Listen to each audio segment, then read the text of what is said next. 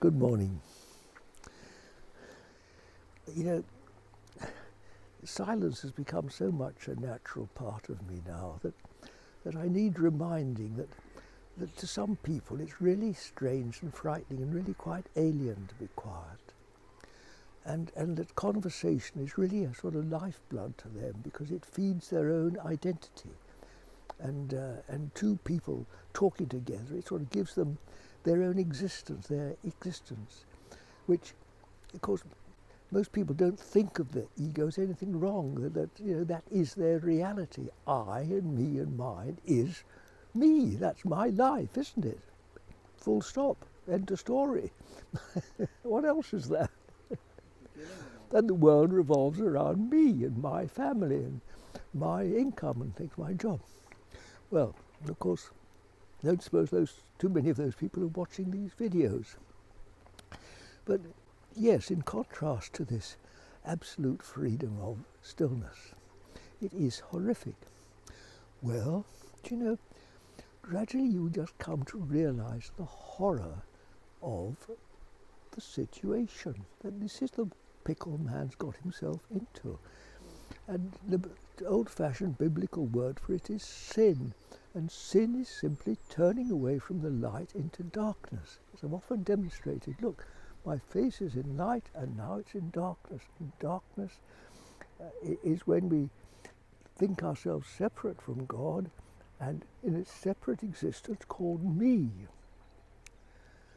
And all our problems, all diseases, and most of all death arise because we're simply separated from the source of life, which we find by just turning around and facing this way again. And then you come to see that the whole of human life is not just coronavirus is a disease, the whole of what we call humanity is a disease. It's like a sort of, almost you can say, a cosmic disease that arises when you turn away from the true reality into this pseudo-reality called me and mine, which is bedeviled by corruption and eventually death. And you can go on jiggling about with substituting one bit of darkness for another until the cows come home and you won't really cure it.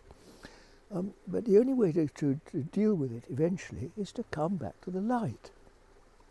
And then all your other problems are solved with it. Yes, it is horrific. It's dreadful. And the more accustomed you come to dwelling in the light, the more dreadful this human situation is, and the more determined you become to work. And this is real work. This is what's called spiritual work with a capital W. The work is this against all the resistance and the mockery and the people who laugh at you and the people who say it's all nonsense, to turn back through daily practice, back to this true direction. Working for truth, it's called. Many people sitting when they start to meditate and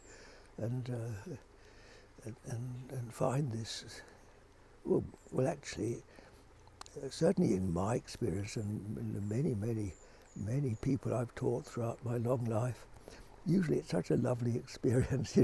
Usually when people have their first meditation, it's lovely. You see them opening their eyes and there's wonderful smile spreads over their faces. It's as though they've tasted something that they've never known before, and it's absolutely super.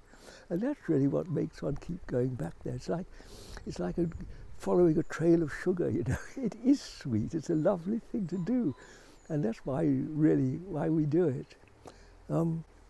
But yes, there are other sides too, because letting go this so almost totally dominating ego personality, it can be intimidating at first because, you know, the world is always emphasizing that that's your reality. And as you sort of venture into this new dimension, well, you can feel very lonely and doubtful, really.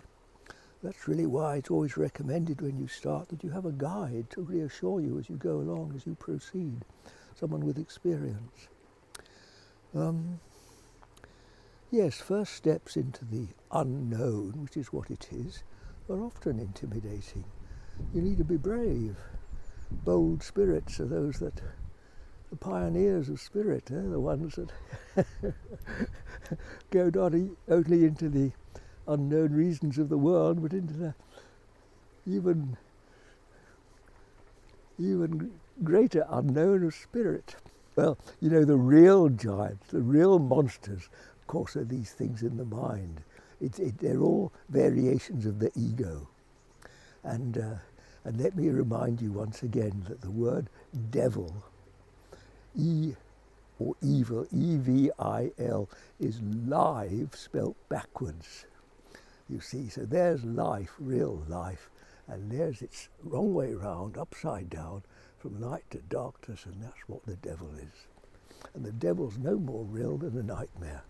And you see it. You're in it, and you're screaming and writhing about in your bed, fighting with these monsters, unless and until, by grace, you turn back to the light, you wake up from the dream. Good heavens, what was all that about? Was it as real as it seemed?